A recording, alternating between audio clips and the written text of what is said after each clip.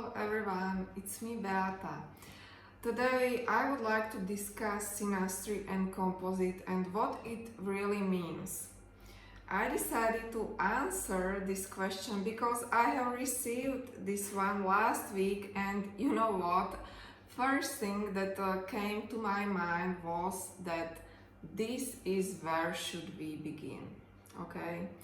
So first of all, I will focus on Synastry, but don't worry, this video will not be long. But you know what, I've been in this field more than a decade now, but when I make these videos on YouTube, sometimes I forgot that there are still new people and they really like to study and learn more about astrology. But you know, sometimes I feel like I don't explain even basic terms because, you know, we all are advanced here, but it is really great, you know, just to stop for a minute and get back to basics. So, in my opinion, but it is really not just my opinion, but Synastry is really study of two birth charts, okay? So you really have to have like partner, or it may not necessarily be your partner, it can be your mom or really other person with whom we can study and explore your Synastry. When we have two birth charts, we really put these two birth charts side by side or on the top of each other, and we can see Synastry houses overlay. I have actually quite examples here to be even more, you know, accurate, and you will get a flavor what we are really talking about here.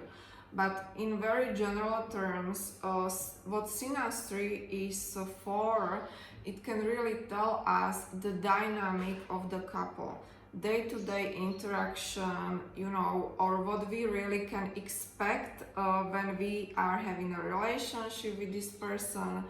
What is he like bringing into our life? And it is really interesting because Synastry, especially Synastry grid, it can show us flow and flavor of the relationship. Okay, so I have for you one Synastry grid, so you will get a sense what I'm really talking about here. So let's take a look.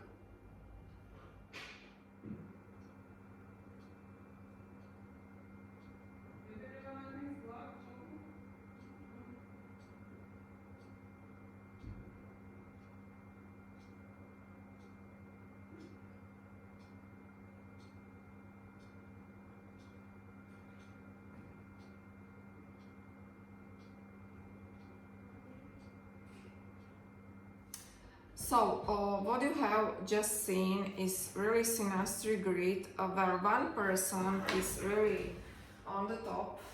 This will be like my small Synastry grid, okay? But I really want to explain this. Okay, so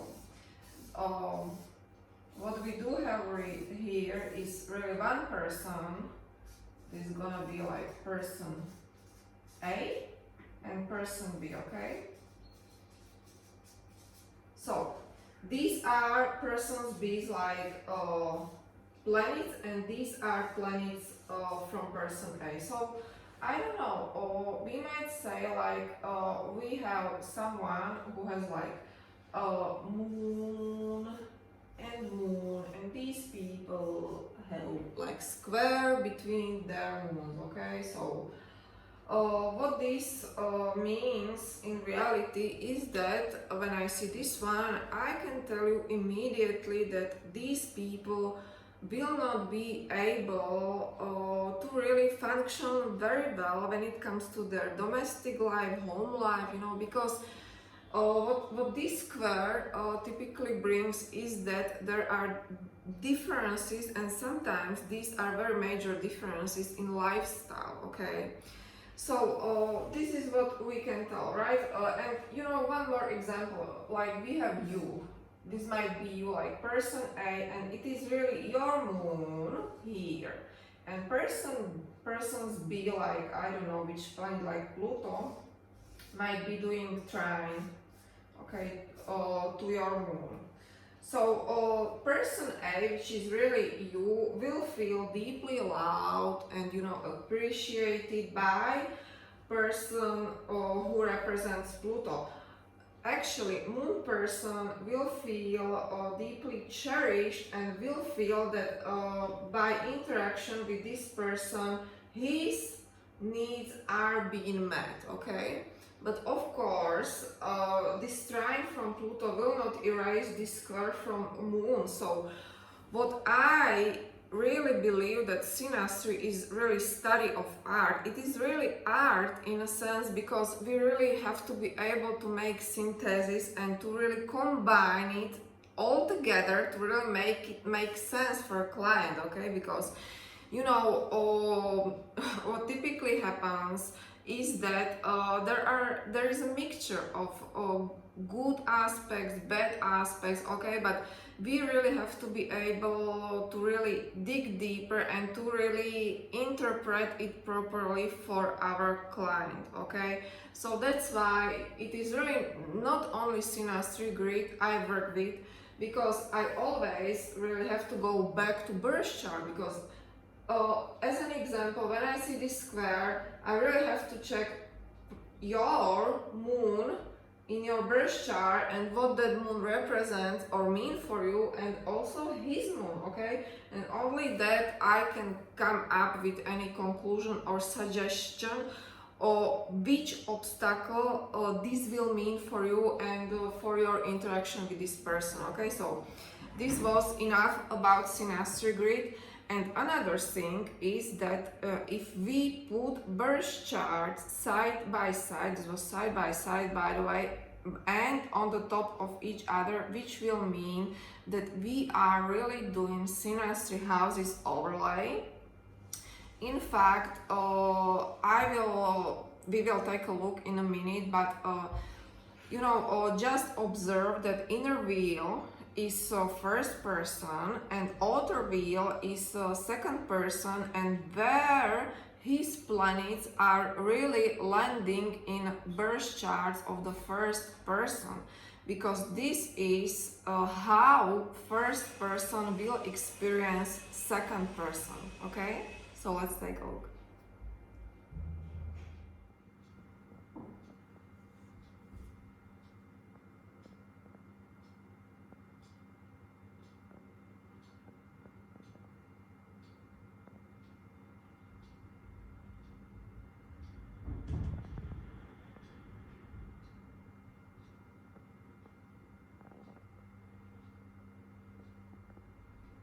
So, synastry houses overlay is really another way which is very important when I search my clients' synastry or compatibility horoscope. It is really important because if you want to be like very quick or really come to any quick judgment, it is first a thing you should look at, okay?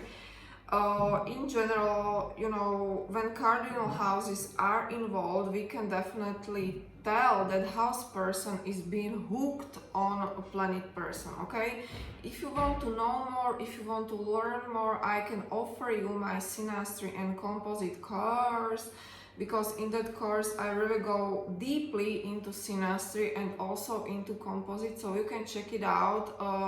I will put the link below, because obviously I'm not able to explain everything here, but I just wanted to give you a flavor of what is really important in my opinion and in my practice, and what really tells a story of the couple, okay? Just very quickly, when it comes to composite chart, it is really different type of chart because it is really just one chart, okay? So let's take a look on composite chart first.